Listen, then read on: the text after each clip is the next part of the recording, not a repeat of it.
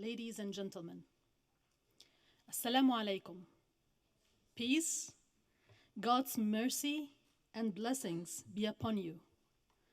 This is how Palestinians greet others. And shalom, peace. This is how Israelis greet others. I speak to you today with a heavy heart and tears in my eyes, as we are still witnessing acts of violence waged against innocent civilians in Gaza, in the West Bank, in Jerusalem, and in Israel. I would like to ask you for a moment of silence to honor all those civilians killed, and especially the peace heroes since October 7th, both Israelis and Palestinians. Those heroes that believed we are all humans and should live side by side in peace. Those who co-resisted the occupation together and dedicated their life to justice.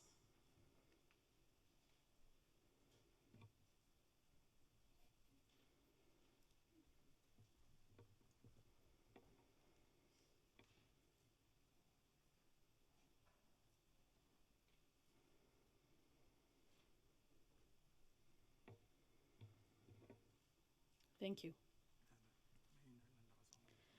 Humanity today is witnessing relentless bombing of Gaza, and on 7th of October 2023, it witnessed an attack against Israeli Jewish and non-Jewish civilians. 94 days afterwards, and the Israeli government is still attacking civilian infrastructure and deliberately starving an entire population of food, water, electricity, and basic necessities. Anywhere else, those actions would be condemned. Accountability would be enforced immediately. And it has been done before, recently, in another conflict. 132 Israeli remain hostages in Gaza, 25 of whom were killed by Israeli attacks or because of lack of medical supplies. There are no winners in war, and civilians are paying the highest price for lack of a political negotiated horizon. Civilians' lives, especially the Palestinians, seem to matter less. The application of international law is optional, and human rights have boundaries. They stop at borders, they stop at races, and they stop at religions. It may seem impossible to seek a deal amid war, but the consequences of not doing so are too painful to contemplate. As a Palestinian, I have dedicated my life to peace and justice, to end the occupation, to use my voice as an advocate for peace, to provide my son and our children a normal sense of life, a normal life. It is important to understand that this conflict did not start 94 days ago, and it will not stop if we continue down this blood-soaked path. We know all too well that it will only lead to more of the same, a zero-sum game of death and destruction, of hatred and hopelessness played on repeat. And I'm going to talk to you today because I've been asked too many times, are there really peace activists in Israel and in Palestine? What are they doing? What were you doing before the 7th of October, and what are you doing after the 7th of October?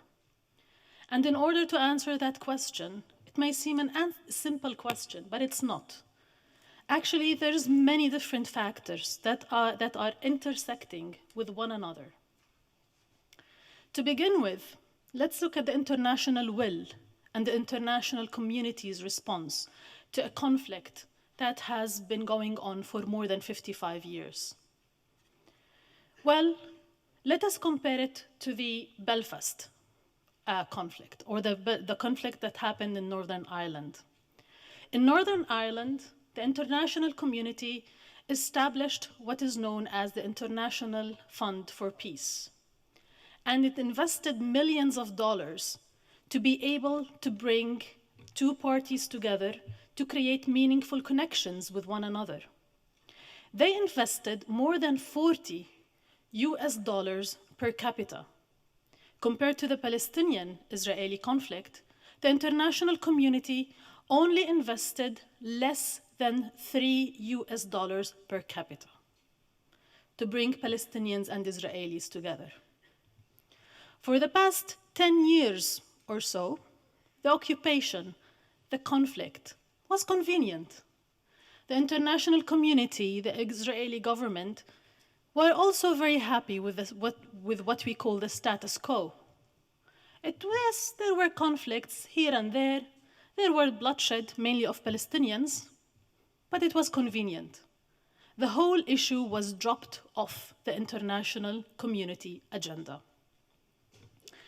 If you look at our own communities, the Palestinian community considers a peace activist as a normalizer. Because we meet with Israelis, we normalize the conflict. What they don't know is that when we meet with the other side, we actually build bridges. We talk about the narratives. We recognize the Nakba of 1948, and we recognize the Holocaust, and we talk about a future together. It's not just eating hummus and falafel. For those who don't know, it's food famous in the Middle East. It's not only that we eat hummus and falafel together and we hug each other and we go home. Peace building is a very serious business. And it takes a lot of emotional effort and a lot of days and nights to build those bridges, to recognize the right of one another to live. Unfortunately, as I said, in the Palestinian community, they consider this as normalization. But also on the Israeli side, in the Israeli community, peace activists are considered as lefties, the left. In some cases, depends whom you talk to, they consider them as traitors to the Zionist cause. If you also consider about the dehumanization that is happening, especially since the second Intifada in the early 2000s, a wall has been built between the Palestinians and an Israeli. If Palestinians want to cross these walls, they have to go through checkpoints. Settlement expansion in the West Bank has only given one example to the Palestinians, that all Israelis are settlers. And settlers do carry a lot of attacks against Palestinians. They burn olive groves, they take land, and they attack and kill Palestinians. At the same time, for Israelis, for normal Israelis, they don't really have an opportunity to meet with the Palestinians either. If you look at what was happening in Gaza, 15 years ago, a siege started on Gaza, which means that people didn't have the opportunity to leave that small part of land. It means that those people didn't have any opportunity to meet with the Israelis. And the Israelis didn't have any opportunity to meet with the Gazans.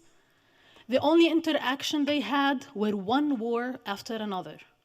2014, 2008, 2022, 2021, and most recently 2023. This is the level of dehumanization that was going on.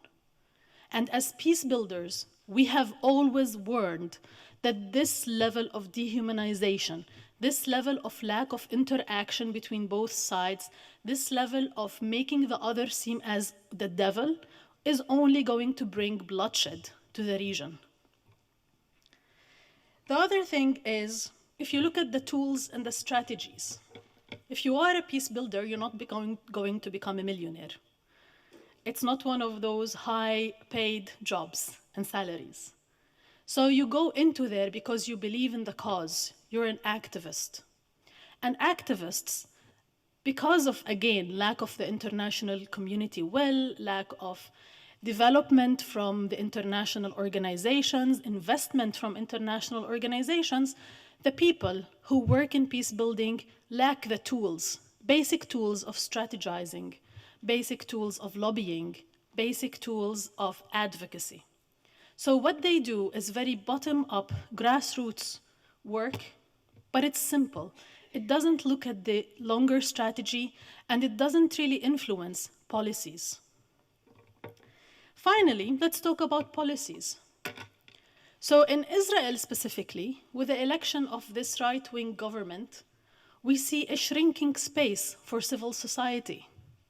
Even those organizations who were trying to penetrate the educational system in Israel, to talk about the narratives, to humanize the Palestinians, to talk about the Nakba, actually right now they cannot do that because there's a policy by the Israeli government that restricts them from doing that. If you look at funding, there was another policy that was actually going to put, again, more taxes on these organizations that work in peace building. Now it is stopped, but it was in the making. And in Palestine, it is the same. In Palestine, there is also shrinking space for democracy, for things that people can say and cannot say, and a shrinking space for civil society in general. All these factors, I'm not saying they are the main reasons, of course we know the occupation has been going on, but all these factors have limited the capacity of peace builders.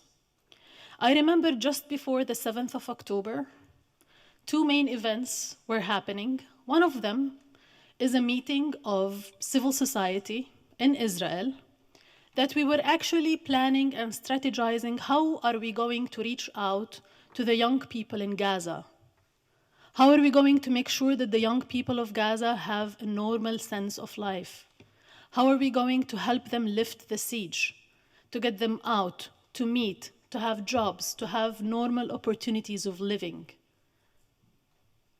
It was in process in the making just before the 7th of October. The other event that I attended was an event held in Jerusalem, my beloved city, that has virtual walls between people. The event was held by a big movement called Women Wage Peace. It's an Israeli movement, and Women of the Sun. It is a Palestinian movement, both led by women who want a better future for our children. They held the event in Jerusalem, calling for peace and calling for further actions to start negotiations between different parties. That was exactly in the 4th of October. And then the 7th of October happened. And I have to be honest with you, all these hopes and dreams and how much we were passionate about peace, suddenly it shattered on the 7th and what happened afterwards. We started questioning, are we doing the right thing or not? Does peace really exist or not? What does it even mean?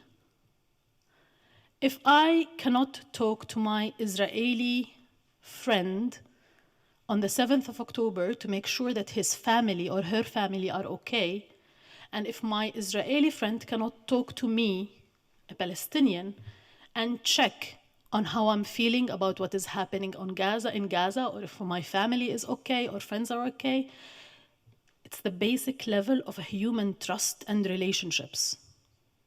If we cannot do that to one another, then why are we even in this field of peace building?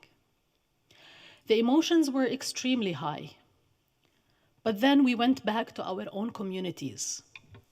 The Palestinian peace builders questioned the language that we are using when we say peace building. One thing that we make sure that we want to use in sense of language is the word co-resist the occupation together. And we no longer want to call it a conflict. It is occupation. On the Israeli side, it's the same thing. On the Israeli side, there is a recognition that no one is free until everyone is free. And they have to find ways to penetrate the Israeli society. After the 7th of October, there was a war waged, not only against Hamas in Gaza, it was a collective punishment against everyone who identifies as a Palestinian. It didn't matter if you are a Jerusalemite, if you are a Palestinian with an Israeli citizenship, if you are a Palestinian in the West Bank, if you are a Palestinian in Gaza, it didn't matter. You are a Palestinian.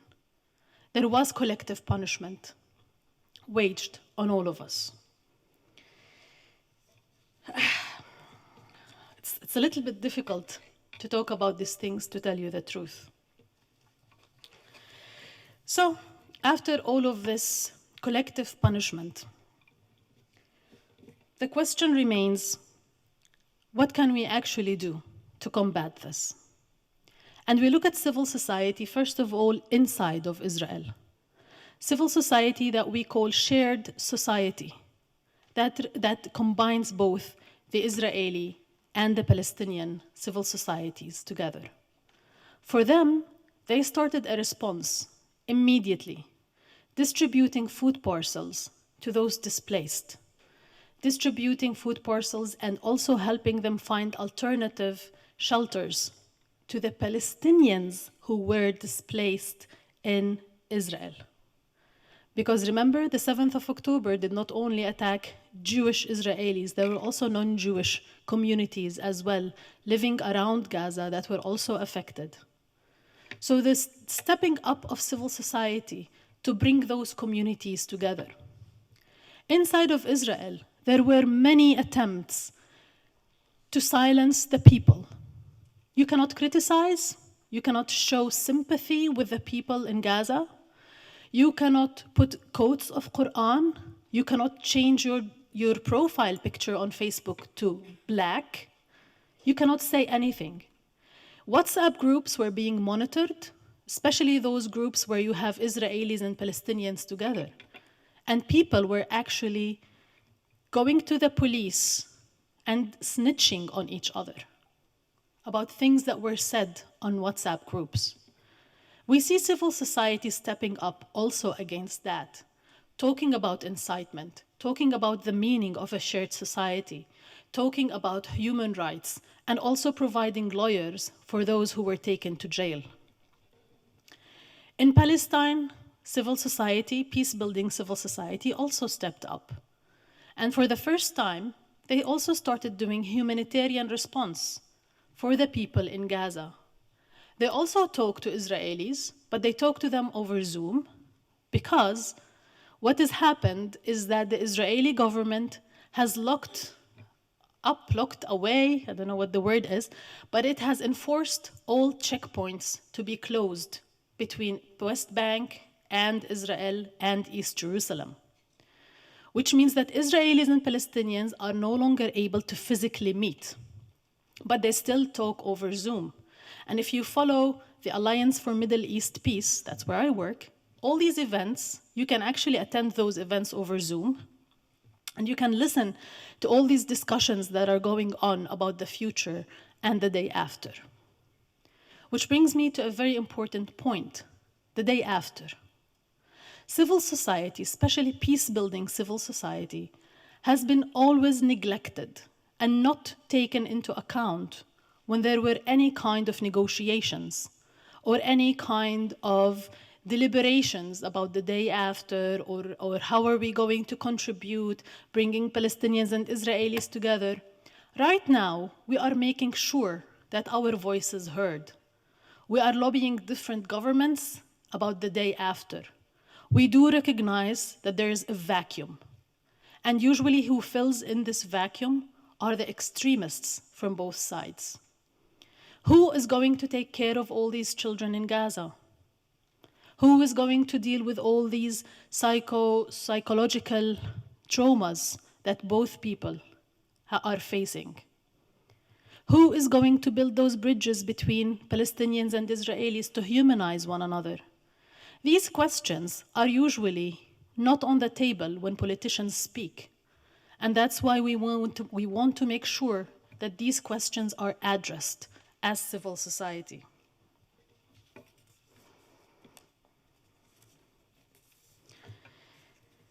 Finally, because I know you have questions, it is the duty of the international community to do whatever it takes to restart a meaningful political process that can take us to a just and sustainable peace on the basis of the two-state solution. The only path to a safe and secure future for the people of the Middle East and the entire world, for the Jewish people, Christians, and Muslims alike, starts with the belief that every human life is of equal value, and it ends with two states, Palestine and Israel, sharing land and peace from the river to the sea. I will end my speech with a poem written by a Palestinian called Mahmoud Darwish, and the poem itself is called "The War Will End." The war will end, the leaders will shake hands, the old woman will keep waiting for her son, that girl will wait for her beloved husband, and those children will wait for their heroic father. I don't know who sold our homeland, but I saw who paid the price. Thanks for listening.